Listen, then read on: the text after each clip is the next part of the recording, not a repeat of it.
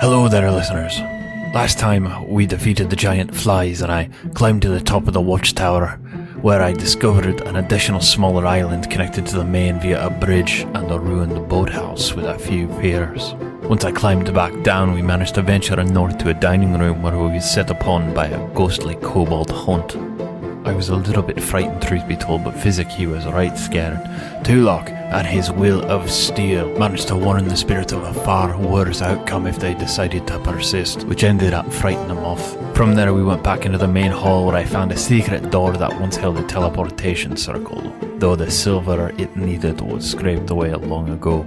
Then off the main room we found another smaller room where we found a little bit of treasure and then an office behind. In that office, Tulok managed to find a secret door hidden behind a mouldy tapestry, which led us to a cold and damp chapel-like room. It was a long room ending in a large stained glass window depicting the dead rising from their graves towards a four-pointed orange star. I started making my way towards the dais, only to be confronted by two elven corpses waiting in the wings.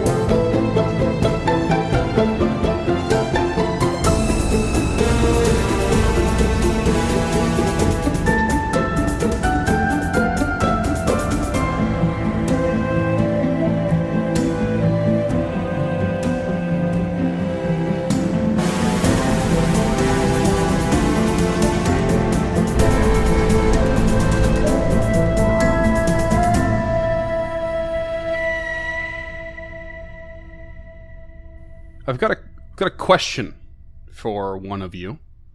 For Scott. Go on. Would you, in this moment, right here, right now, like a shot of vodka? Oof. I mean, I don't think oof or a no oof? I don't think I ever want a shot of vodka, but I mean, it might make me feel better.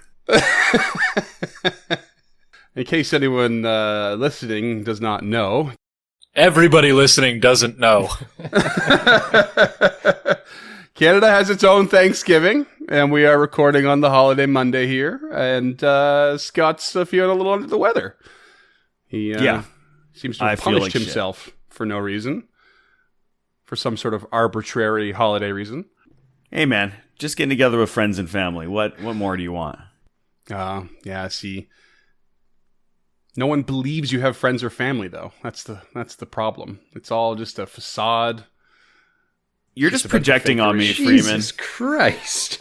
You're not. You're not wrong. I don't really have any friends and family. That's ridiculous. Who needs them when you got a nice glass of cider in front of you? God, oh man, I feel like I would feel better, but at this point, I've gone far enough. But in all seriousness, I was originally just going to ask what if you were going to do a shot, what would you do? But you're hungover today, so I thought I'd target you. Yeah, well, if you want an actual answer to that, yes, I probably would have a pickleback right now with Jameson's. Oh, a Jameson pickleback. That's a good choice, especially a good hangover choice. Yeah, a little vinegar in there, get things going, get the juices flowing. Oh, yeah, love me some pickle. If it was not a shot but a drink, I'd love a Caesar right now. Oh, yeah. Again, for those listening who don't know what a Caesar is, it's basically a Bloody Mary, but with Clamato juice instead of tomato juice.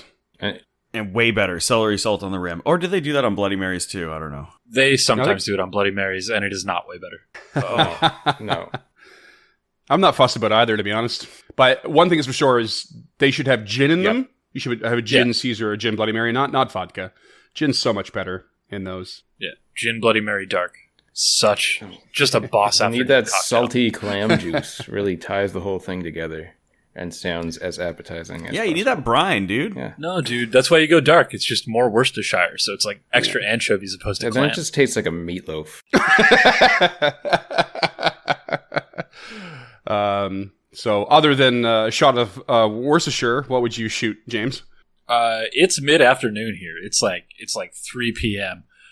So I would have to go with probably a I'm polar not asking bear. what you want now, just like what would you do as a shot in general if you had to do one?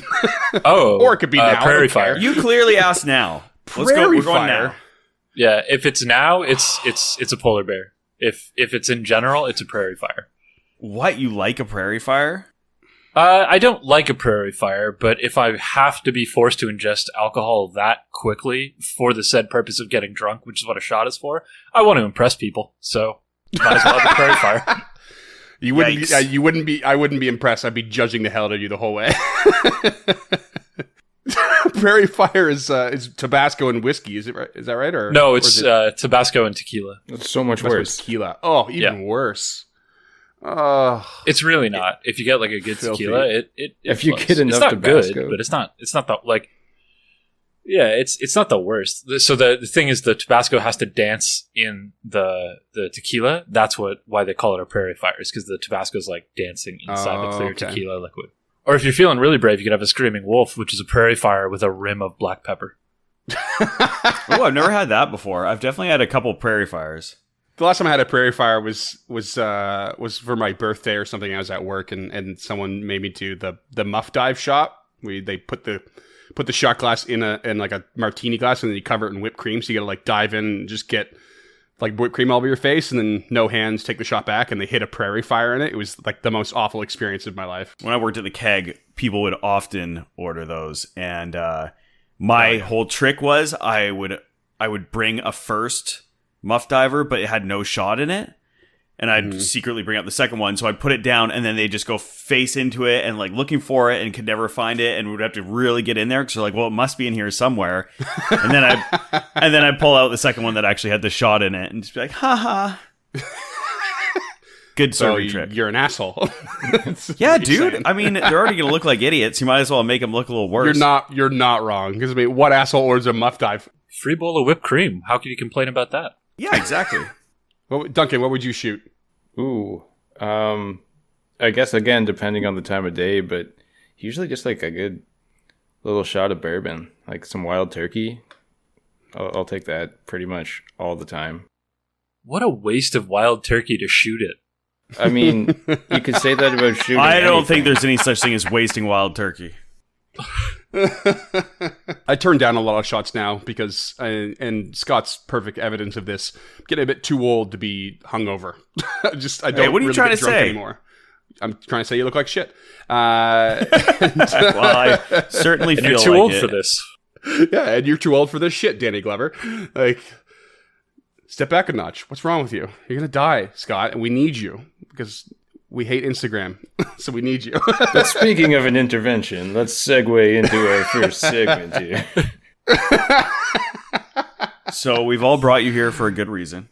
Oh, have we? Because though? we love and care for you. He may look like a walking corpse, but we're about to fight a couple here. Yeah. Now that's a segue. Takes me a minute, but I get there. Well, you guys into this room. Some all boldly stepped up to the top of this hallway here. And I just need to say for the record that Scott is one of my best friends, and I adore him. This is all. I mean, at least from where I'm sitting, it's fun and games. I don't know about his relationship to the barn. We're having fun. We're having fun. Let me just specify that James's personal opinions does not reflect Uncharted North or any of the products hereof. We should just loop that. We're gonna need that again. Because we all know Scott is, he's Scott. So enough said. Yeah, and we all know that we're kidding here because you'd be throwing some pretty big stones in a pretty small glass house there. You're not wrong. Hey, I can take as much as I give. So if you're feeling witty at any point, bring it on. Oh, I that's wish a you the stretch. best of luck. Yeah, today. Yeah. Maybe next week. Yeah. Today and today only. Are you allowed to make fun of me? So I do go for need it. to put in a potential t-shirt idea that we just glossed over, which was personal relationship with the barn. Just want to put a pin in that merch idea right now. I'll take 10, and I will send most of them to our friend Case. And he will hate them. He'll burn them in fire. 9 of the same shirt. He's the one who gave me the nickname Barn. But we'll get to that later. So, here we are. Top of the order. Combat has started. We rolled initiative. Physic. Can you save the day? Oh my god, no. Like...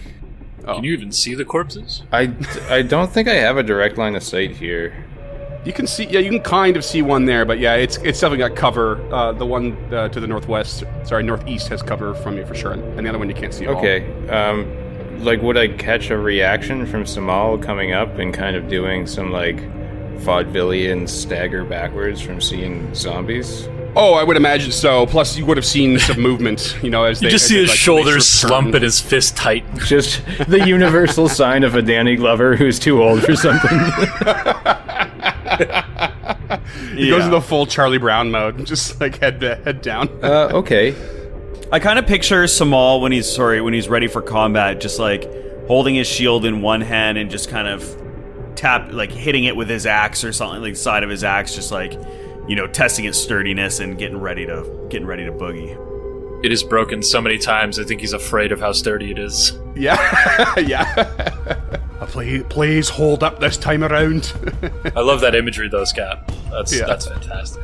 Physic will catch a glimpse of this here dead thing around the corner. Again, getting kind of like sick of it himself. He's just gonna stride up behind Samal, where he's in range of throwing an alchemist fire at it. That's a nat 20 for a 26 to hit. Oh, hell yeah. I'm in hot. Even with some cover there, that's definitely going to hit. 15 initial damage. Okay. Nice. 15 initial damage. It also takes 1 splash damage. Yep. I know that. We covered that trait, and it's going to take some persistent fire damage, also doubled up on that one. Ooh, buddy, so that'll be 2 persistent fire. What a time to crit. Thank you. Well, that's a good start to this combat. Anything else from you? Yep, I'm just going to draw a dart in ready for next action, or next turn. Okay. Pulls another weapon. Tulak, now you can go. Nice. All right. So Tulak is standing right next to this corpse, and something catches his eye. So he looks down and sees an unusual rapier, and would like to inspect it. Okay. And you quickly discern that it's very similar to that Morningstar you found. It's got very much the same weapon potency runes on it, and it is a +1 rapier. Oh, okay. He will just leave it there then. I think he was hoping that it would have, potentially ghost touch or something like that. But no worries, because we're just facing some corpses. He is going to delay his turn in the same spot. Okay. He's delaying. He eyes the rapier, and then waits. Sorry, I don't mean to interject, but you can't delay if you've already taken an action. Oh, really? I gave him the identify thing for free because it's so similar to the Morningstar. Oh, okay, so we didn't roll a check on it. Yeah. Okay. Yeah, I didn't make him roll a check. So, next up is the corpse that's on fire. Sorry, I just want to clarify. Delay, you wait for the right moment to act. The rest of your turn. No, that's readying. No, I'm reading delay. Yes, the trigger as your turn begins. Okay. Okay, so the corpse that's on fire is going to step over, or move over towards Samal, taking a stride action. And it swings at you for a sweet 26 to hit. Oh, okay. Yeah. Oh, fuck. And does pretty alright with his 8 piercing damage. I say pretty alright, that's actually fairly low. And then that's not good. It's going to try, after biting you, it's going to try and strike with a claw for a 19. Okay, it took its persistent fire damage? Actually, I misspoke earlier. It's at the end of its turn. So yeah, 19 hit with the claw. Yep, 19 hits. And another 8 damage. Oh, Small's going down again, boys. What's a big hit? Okay. and that corpse takes its 2 fire damage and fails its check, so it's going to continue to stay on fire. And the next corpse goes. Tulok actually will hop in here. Okay. Oh, thank God. Better save the day. Holy shit. Yeah, hoping that he wasn't too late, thinking he probably should have acted quicker.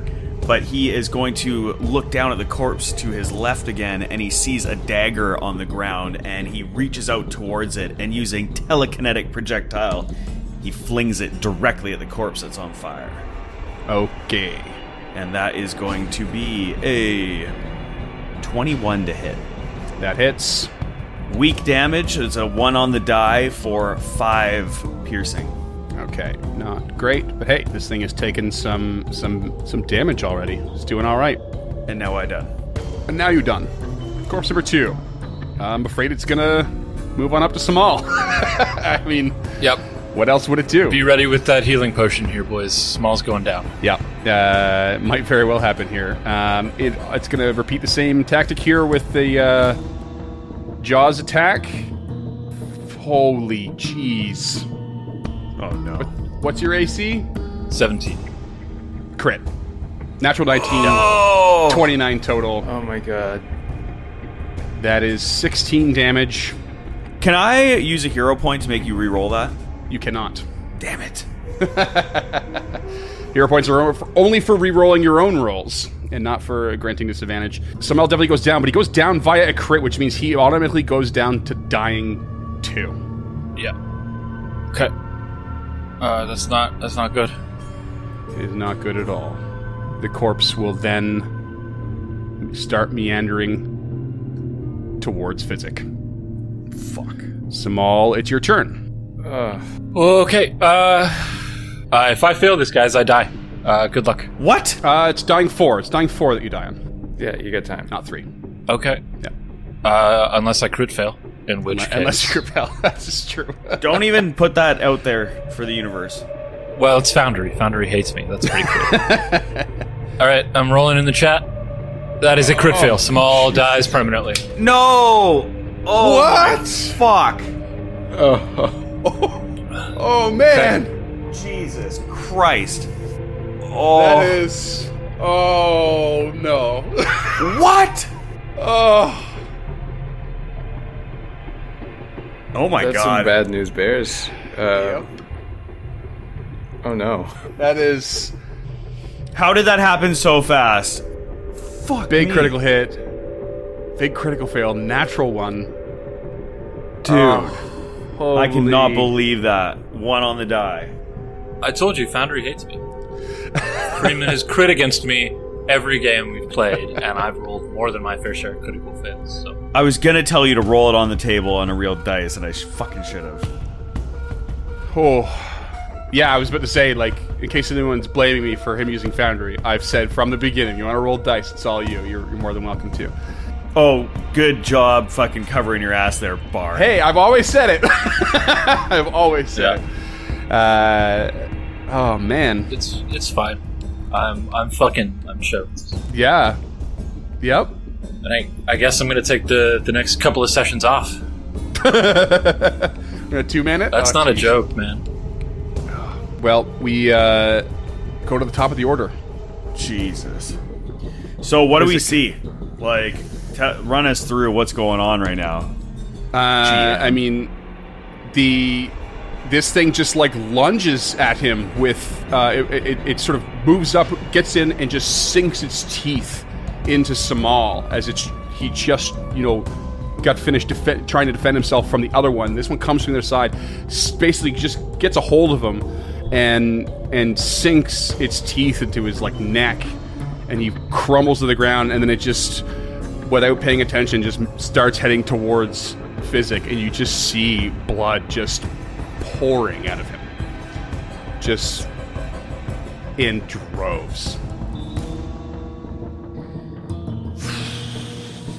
Before your turn starts, Physic, and to the listeners, no joke, I'm going to take the rest of this episode off. I'm going to log off because I'm really upset right now.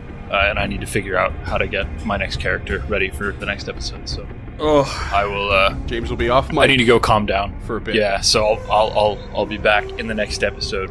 Jeez, we'll work it out, buddy. Okay. What are you up to, Physic? What can you do? He is going to be absolutely devastated and horrified, but the flight or fight response will have to kick in, and he's just gonna fucking book it. Like, run back the way they came. I can't imagine he'd have the wherewithal to check if he was gonna get an attack of opportunity by just running away. UPL, but it does not. It's a kind of a rambling little corpse. Okay, so it's just gonna be, and well, basically Tulak's right behind him, and he will just turn around with the fear in his face of, we gotta get the fuck out of here, and start running, and it will be a full 3 strides away, so 75 feet total. What path are you taking? You run back through the... Yeah, I'll run back through the secret doors instead of trying to climb over any rubble.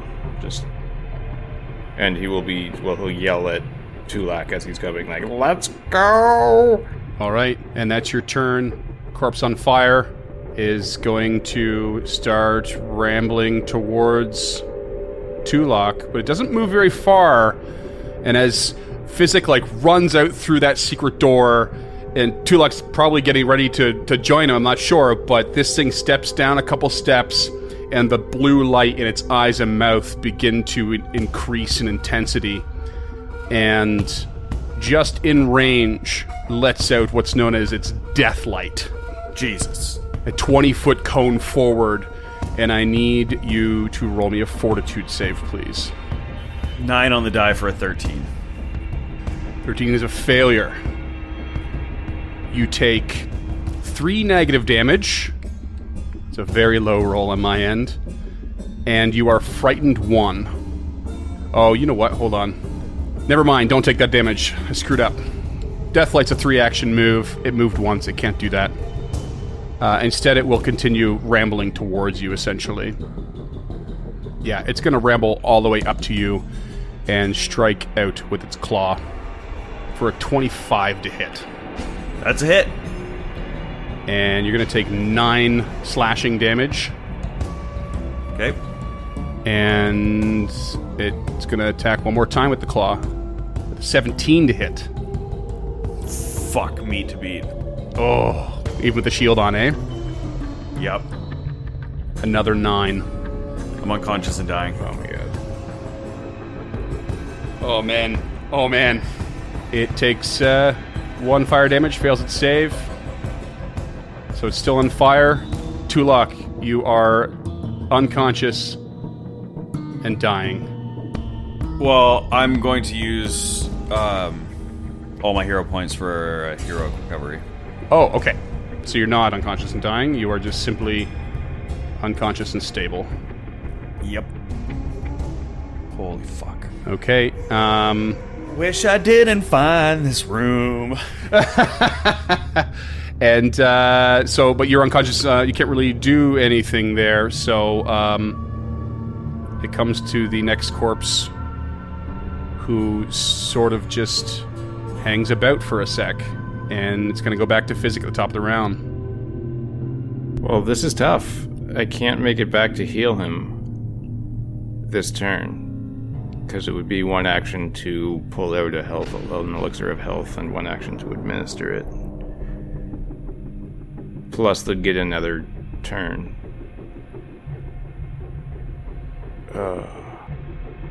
I mean, what do you do, Physic? Do you just keep running? You don't know if Tulak's behind you yet. Well, he would have gotten into this room and looked back and not seen Tulak coming behind him. He's quite convinced that he saw Samal go down, but he's not willing to just give up on Tulak. So if he takes the 55 feet back, he'd be 5 fucking feet short of being able to administer a potion. Oh my god. This is bad. This is bad. It's real bad. This is bad. Well, yeah, I mean, I think as a character, Physic would get as far as he can to that door, which would be 10 feet away from Tulok.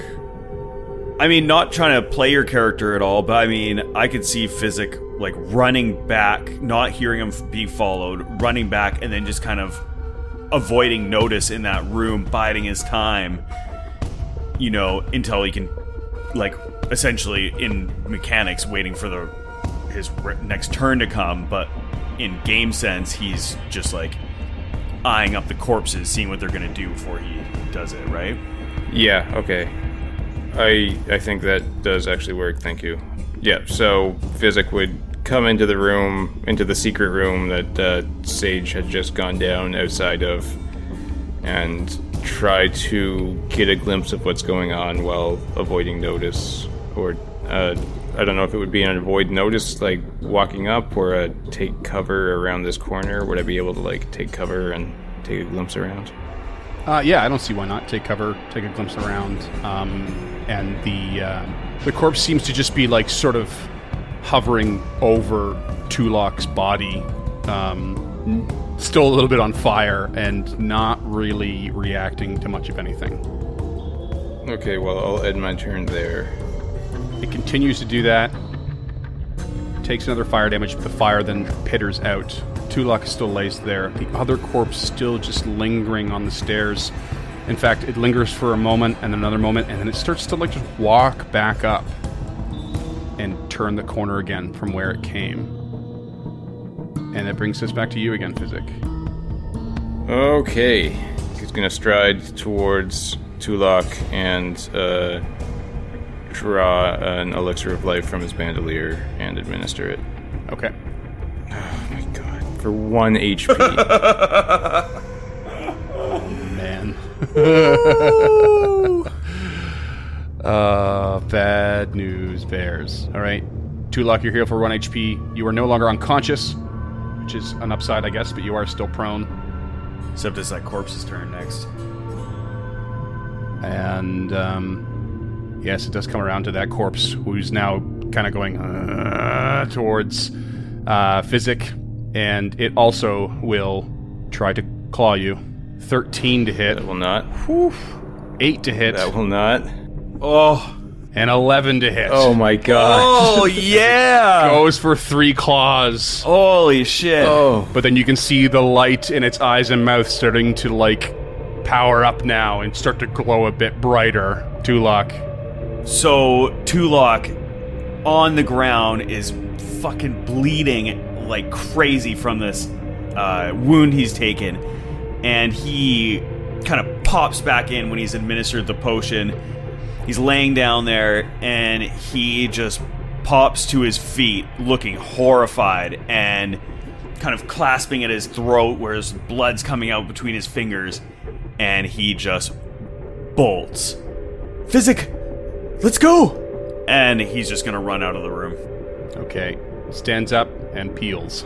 Yep. And yeah, so 1 action to stand, and then 2 actions, 2 strides.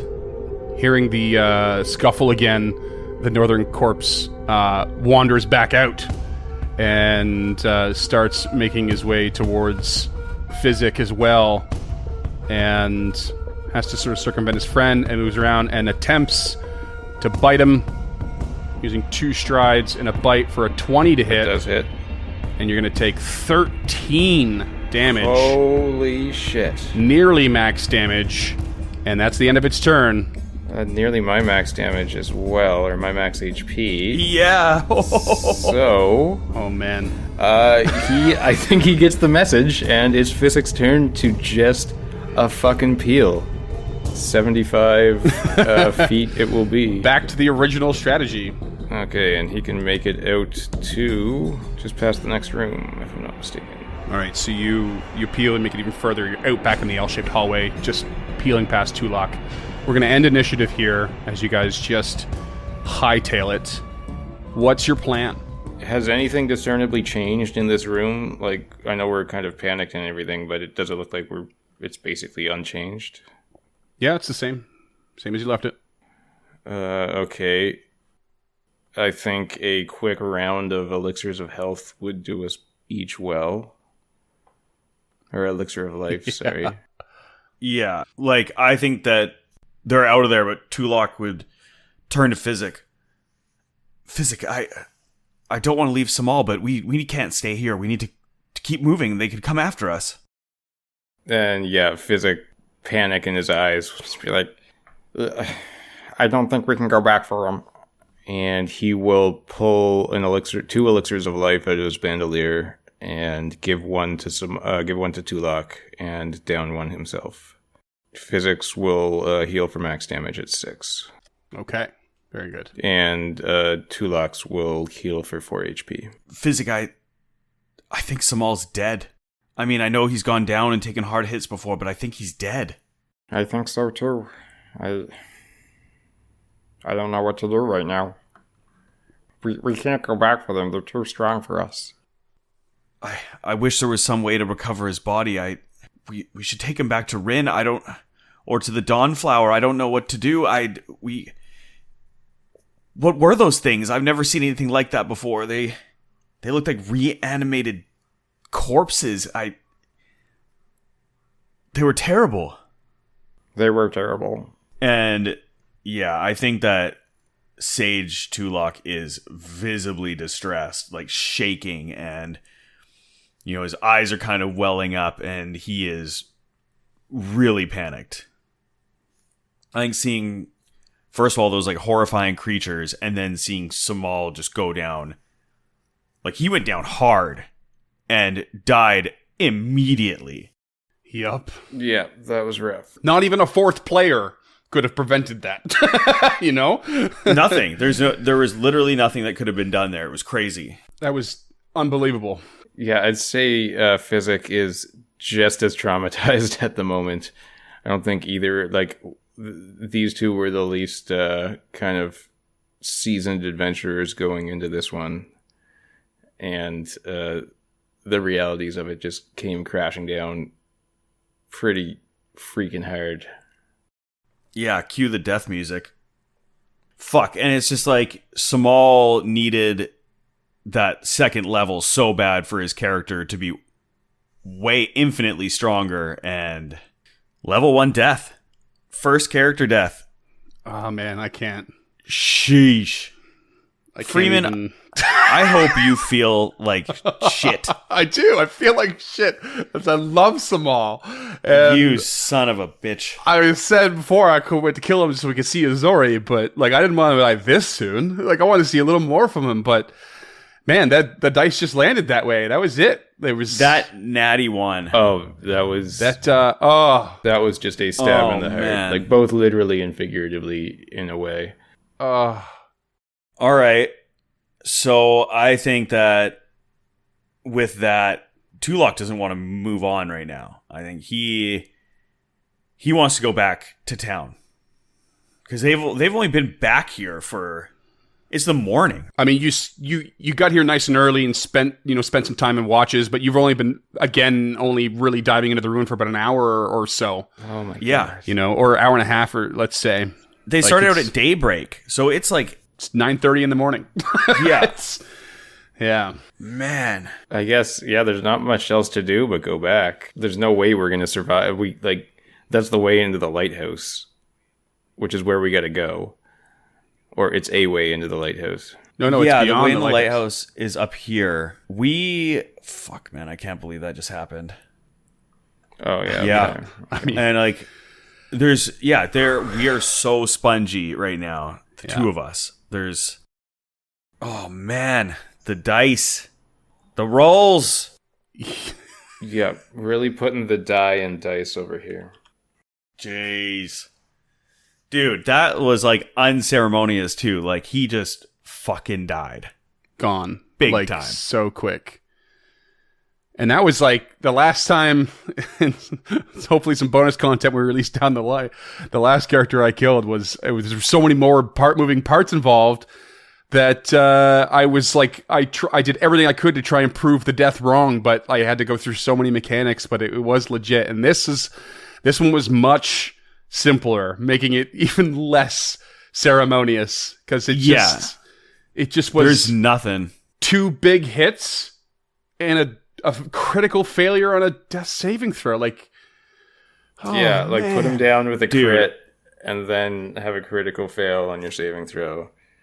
Just instant death.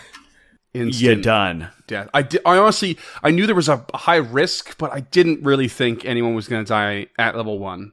And yeah, and I've made sure these encounters were at a certain difficulty for only 3 people. You know, some of them being severe still because they are kind of meant to be, and this is one of them. And damn, did it happen fast? Yeah. So I'm both sympathetic and empathetic for James being off mic right now. I totally get it. I am terrified to hear how he's feeling when we get him back on. Yeah. Oh man. But here we are. It's like I'm flabbergasted. We're all flabbergasted, I think. Yeah, it's a little bit of a shock because like that. Yeah, man, that happened fucking quick, and like I did not see that coming. Yeah. Not even a chance to run. Yeah. Not even a chance to run before his first turn in the first round. Down and then dead. Done and dusted. Well, we will not have the chance to see his next character if we don't press on. Yep. I know he's got an idea in mind, so we'll give him some time, but you guys are going to head back to town. Yep. I assume you take the same route out the eastern breakage in the wall, and as shaken as you are, I'm sure it's like hits with another broad stroke when you hit that crossing of the stream, in which each time you've crossed, he's jumped and then held a hand out to bring you across.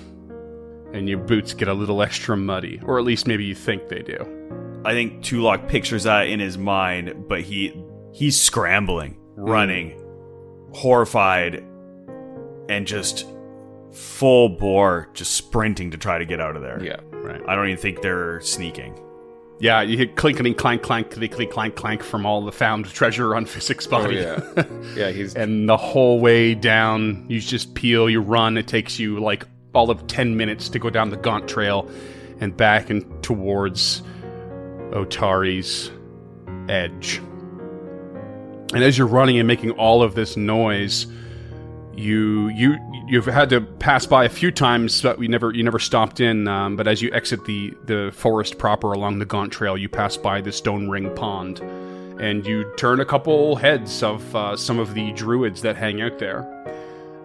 They notice the clatter, they notice the franticness, and they sort of look over curiously. But where do you guys want to go? What do you want to do? Straight to Ren. Straight to Ren. And all right, you guys head to Ren's. Yeah, and while they're running, they're stumbling and sweat just pouring down his face, mixing in with all the blood coming from his neck wound, and just kind of losing his footing and standing back up, and just does not look back once. You peel through the streets. You make it to Rin's Wonders, and your feet are clattering all over the cobblestone roads. And just as you arrive, Rin steps out from beyond one of her canvas curtains with a slight look of confusion on her face at the noise coming towards her shop. Physic? Tulok? Physic doesn't even have words in him. He's basically just looking at Rin with a blood running down his face and and eyes of nothing but desperation, just panting because he had run the entire way there. Yeah, same with Tulok. He kind of just almost collapses and takes a knee, and he's just holding his neck with all the blood running out, and he's just through deep breaths. He looks up at Rin and just says, "He's gone. Samal's gone. We couldn't even bring his body out. He remains in the chapel of the tower, and there was nothing we could do. I don't know. I don't know what happened." And he just looks down, can't meet her eyes. And she steps forward and just says, "Hush, hush, come," and puts a hand on each of you and heals you both for 8 with a heal spell. He's come inside. Tell me what happened. And she guides you inside. The pot of tea ready to go, like usual. Yeah, Tulok follows her in and just collapses onto a chair with his head in his hands and takes a few moments and then looks back up at her. We investigated the light at night. We saw it. We saw it in the tower. And then in the morning we continued. We were on our way. We were moving through the rooms. We found a haunt. We managed to dispel it. We were doing so well. And then we found a secret passage into a chapel, and there was these 2 horrifying creatures. They looked like they were corpses, but they were walking, and they were glowing from the mouth, and I'd never seen anything like it. And they took Samal so quickly. They attacked him. There was so much blood, Rin. And we couldn't save him. We couldn't do anything. We were helpless. Physic just pawing at the remaining elixirs on his bandolier. He will just look up at her like, there was nothing we could do, Ren. He was only a few feet away. But there was nothing we could do. I thought that my fears were dissuaded last night. But they should not have been. This is too dangerous. What sort of dark magic sits in there? That the dead walk. Oh, Samal. What will your Azori say? What will she think of me?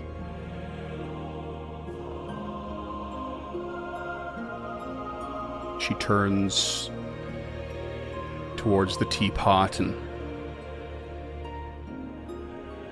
sort of absent-mindedly just starts pouring the tea. Sits down and doesn't even touch her own mug.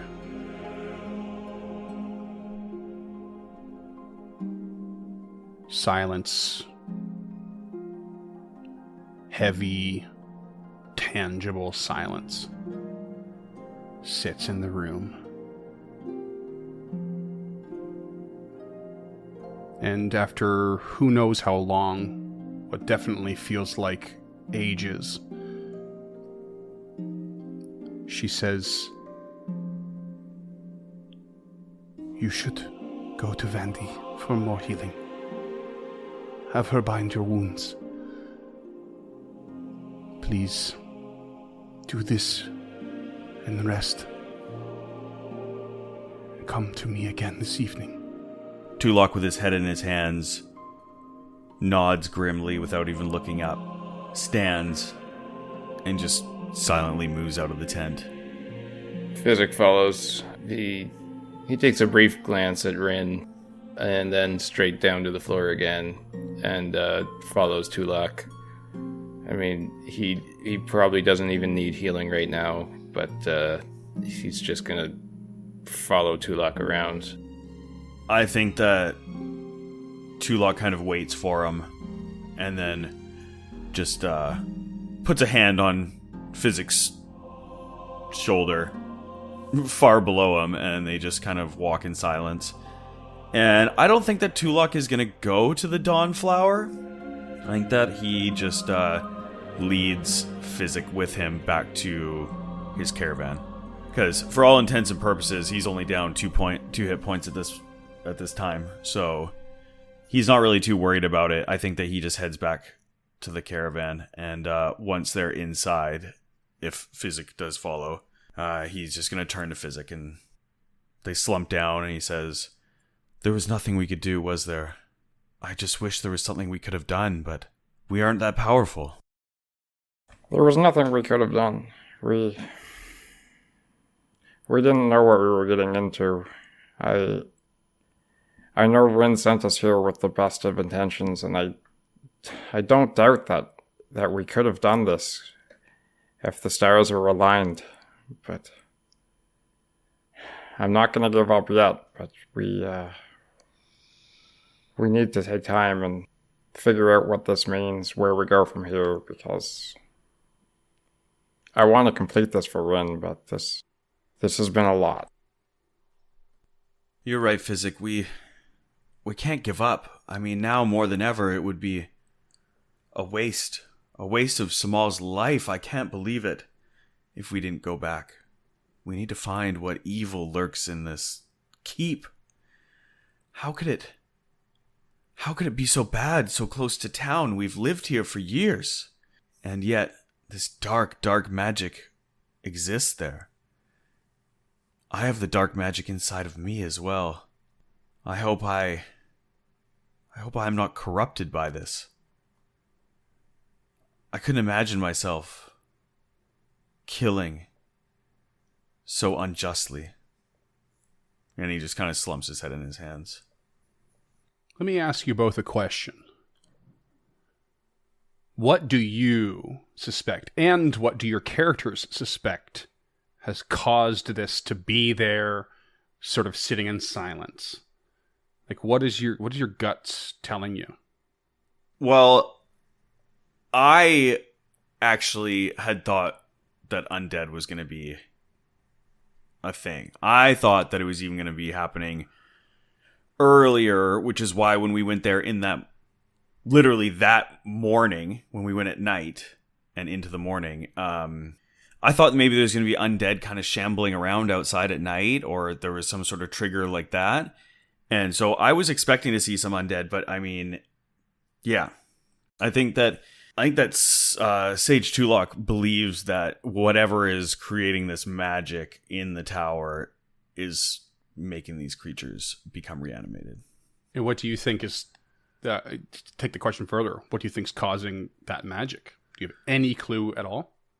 I think it would be some sort of necromancer. Just kind of, that's... Mm. What about you, Duncan? /Physique? Physic is not sure exactly what's going on, but he sees it as a portent for doom at the very best. He's got a lot of trust in Rin, and thinks that she might, like very much believes in her fortune telling kind of prowess, but he's really struggling to stay brave enough to do this for her, because it's turning out to be even more disastrous than he thought it might be, I guess. Yeah, this is really making Sage Tulok reflect on himself and the powers within him too. Seeing this kind of path that he's going down, leading to darker and darker magic, and being worried about it, and then seeing reanimated corpses, which is way out of his wheelhouse. And then losing someone that he hadn't known for long. But I think that their shared experiences within combat kind of makes them forge a pretty tight and quick bond. And he put a lot of trust into Samal and thought that he was going to keep him safe. And he knew he was strong, and he knew that he took a lot of damage being the frontline fighter. I mean, just last night, he vocalized that he was trusting you and finding you as companions. Right? I joked about it, how only in a fantasy setting James would do that, Yeah. And then you lost him almost immediately afterward. Yep. Yeah. So he just turns to Physic. Physic, have you ever lost a friend like this, or someone you knew? Where is your goblin tribe? I'm sorry, I've never asked you any questions before, but did you lose your friends and family as well? Physic's gonna kind of choke on his words as he says this, because he doesn't talk about it a lot. But basically, he'll look up, and Tulok's kind of the only person steadily in his life at this point. So we'll just kind of say, I had a family once, but I don't know where they are anymore. They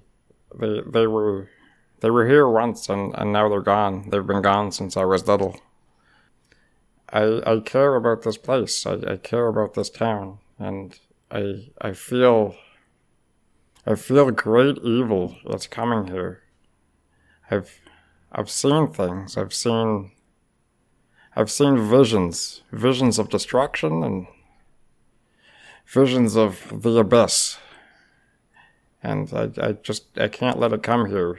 This town is my home, and if Ren thinks it's in danger, I'm here to protect it. Do you think the evil is coming from the fog fen? Is that the evil you see? Or is it something else? I don't know if I can trust what I see. What I see is chaos. I see wolves wreathed in purple flame. I see demons with jet black eyes, but that might be in my head. It might not be what's here. I trust Ren, and I'll follow her vision because it seems more clear than mine. Tulok is a little taken back by this because he knows that his magic is purple. And so when he hears that Physic is seeing demons with purple flames and all this, again, it makes him question his own powers and where that comes from. So he continues staring blankly at Physic, and also the jet black eyes, and he has one pupilless eye, and it's all just really hitting him right now. Not only how deadly this life can be once you're outside of the city and dealing with these kind of dark forces, but just that his own power could be something like this and something evil. So he turns to Physic again and says, I too see and hear things that I can't trust. There's something that speaks inside of me. To me, I think. And I have no idea what it is, Physic. I don't know where it comes from, and I can't make out the words. But there's something inside of me, and it seems powerful, but maybe I'm crazy. Maybe it's just in my head, I don't know. But the pain in my mind that comes with it, it's almost overwhelming. Could this be the same power? Could this be coming from the town? I don't know, because I wasn't even here. I was in Absalom when this all began. It's so strange, Physic. I don't know what to do. I feel like investigating the fog fen was helping. I thought I'd find some answers, but all that we found is death. Maybe the power is scary, and, maybe we are crazy, but, all that counts is that we're one of the good guys. And I think Tulok his solemn face kind of breaks a little bit with a half smile. Yes, I suppose we can say that we are one of the good guys, but it's hard being the good guy sometimes, I suppose, especially when faced with such evil. Samal was a good guy too, but look where it's gotten him. I can't believe he's gone. No, me neither. And then with that, he kind of leans back, closes his eyes, rubbing his temples. And I think Physic would kind of mimic him in a bit of a way and try to get as comfortable as possible, despite still being wired right up from being scared. All right. Well, you spend, I imagine, the majority of the day dealing with, reflecting on, and chatting about what just happened. And eventually night falls. And Rin requested you to join her again. We'll call it about 8:45 right now. Do you return to her? Oh, yeah. Eagerly. Yeah, I think Tulok wants answers, and he doesn't know what else to do right now. I think that he's just kind of a little shell shock. Make your way back to Rin's Wonders, and as you approach close along that cobblestone road again, you see someone standing just outside of Rin's Wonders, a tall human man who is conversing with her in the doorway. And just as you approach, they seem to finish their conversation. He turns around and you immediately recognize him as Kilino Lathanar, the owner of the Otari market. And he's a bit surprised to see you there, didn't notice you coming. But he kind of looks at Physic with a bit of a scowl on his face, but he's always got one on. And then he turns to Sage Tulok, and the scowl turns a little bit more sour. And he just simply walks past you both. And Rin gives a sigh, brow seemingly stuck in a furrowed position at this point, spots you and says, come in. Sitting down at a table, pretty much immediately, she holds a piece of paper in her hand and sort of kind of scrapes her thumb over it inattentively and is sort of staring at it, almost through this piece of paper, waiting for you to settle yourselves in however you wish to. Yep, Tulok just comes in, and I think, he's been reflecting during the day. He's a little less shooketh at this point.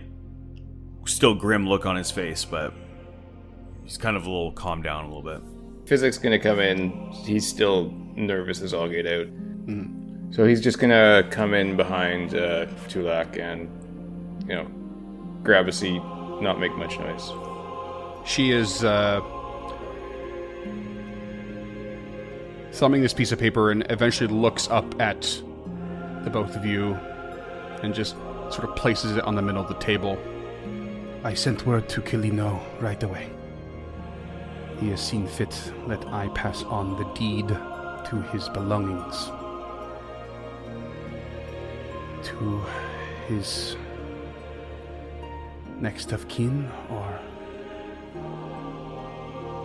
perhaps his Izori. Kilino has offered to hold on to them for now in safety. Most generous considering his usual attitude. She swallows hard. I do not know what it is you intend to do, but I am here for your questions and for your venting, if you need to. You look repaired, at least. It is good. We'll have some tea, and we can chat. We can sit in silence if you wish. And if you need me to, I will read the stars. We wish to return to the Fogfen, to the keep. We wish to continue the mission. She dons a look of, incredulity. Are you serious? It is not, Tulak, it is not required. I do not ask you to do this anymore. This is too dangerous. I understand, Rin, but if we don't go back, Samal's death will have been in vain. And who knows what evil could be growing there. If we don't go back, perhaps we could all die. There was one incursion that we have stopped from the Mitflits, but who knows what else is in that keep, in that tower? And what ends are they planning? We must go back. And we also must bring back Samal's body. We can't leave him in there forever, just rotting away to a skeleton. Or perhaps worse, perhaps he too will rise. We can't let that happen, Rin. That is a terrifying thought indeed. Vizik, do you feel the same? You asked us to do this thing, Rin, and we're going to see it through, but we'll need more guidance. We'll need more help. He's right, Rin. We can't face this alone. Even with Samal, he died. He was the strongest of us. We stand no chance without him. We are concerned about our ability to complete this mission, though we desperately want to, if it's just the two of us. She nods her head and says, I learned a lesson from Samal just last night. A lesson I did not know would be learned far too late in our relationship. Let us establish something right now. If you go, it is of your own volition, not at my request. But I will be your ally and your guide as best I can. We will be a team. We will be in this together. This is now much bigger than a request for investigation. It is a mission for the greater safety of Otari. Perhaps Absalom, and even the Isle of Kortos.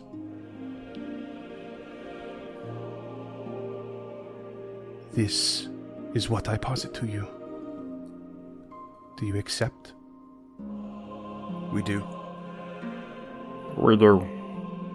At that moment, a knock comes from the outside, everyone turning their heads towards the entrance. Tamily Tandervale steps in. Her peg leg adorned with this beautiful blue and white stripe affair. She's a bit of a short, ginger human woman that you all know very well from the Otari fishery. And she's holding a letter in her hand and immediately picks up on the extremely dour and heavy atmosphere. She says, Ren, I received a letter. Or rather, Arthur did, and he brought it to me, and we thought that perhaps you'd like to see it. Is everything okay in here? Rin bows her head a bit and says, I'm afraid not, Tamily. We have lost a member of our community. Please sit, and we will regale you with the story. And Tamily takes on a very grave look, but obeys and sits down. She takes the time to pour everyone a fresh tea. Just before Rin elaborates, she opens the letter from Tamily that Tamily was holding, and her eyebrows rise. Well, tomorrow morning, you will all meet someone very special. He has been away for a while. Do you all know Raphael?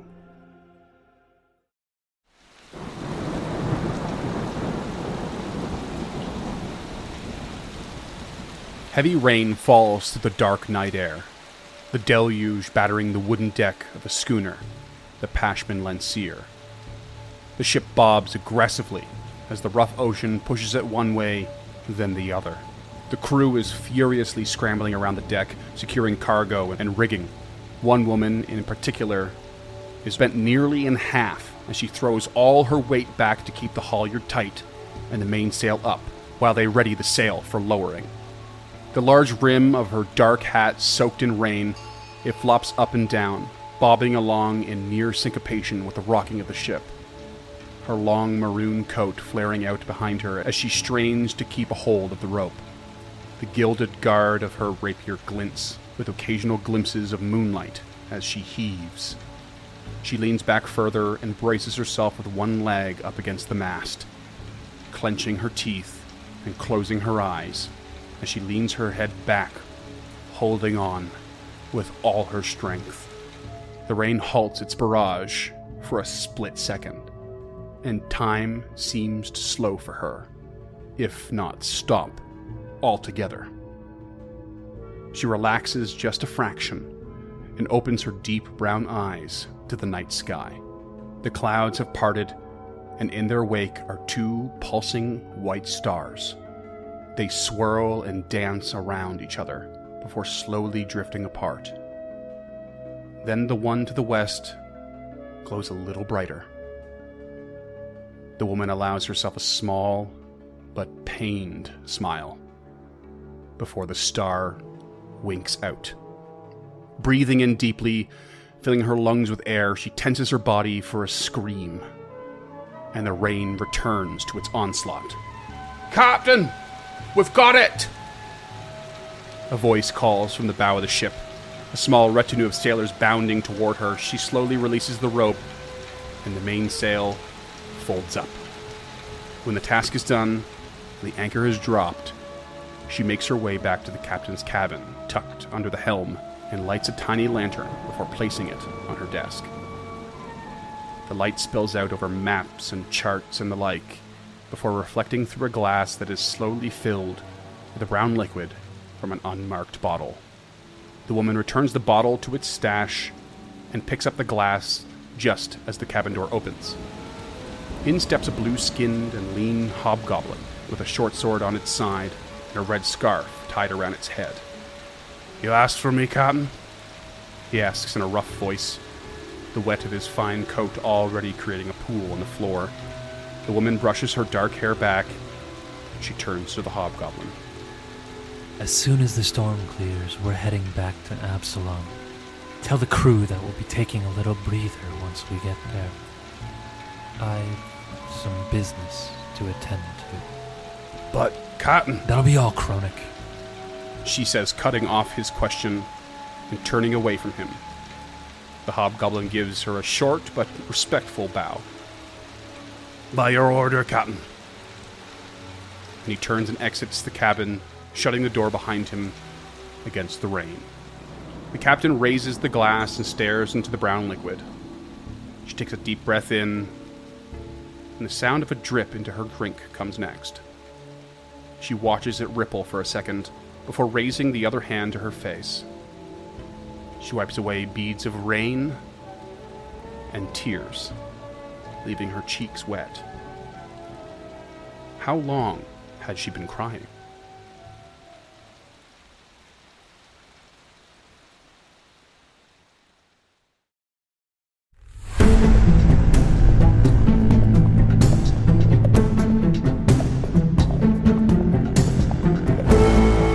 Stemming the Tide is an actual play podcast of the Adventure Path Abomination Vaults and is produced by the Uncharted North Network.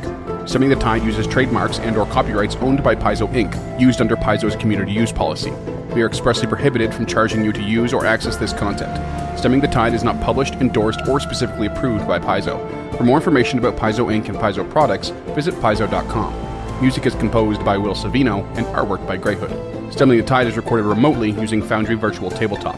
If you wish to connect with us or support this project and projects to come, we can be found at unchartednorth.ca, patreon.com/unchartednorth, and on all major social media platforms.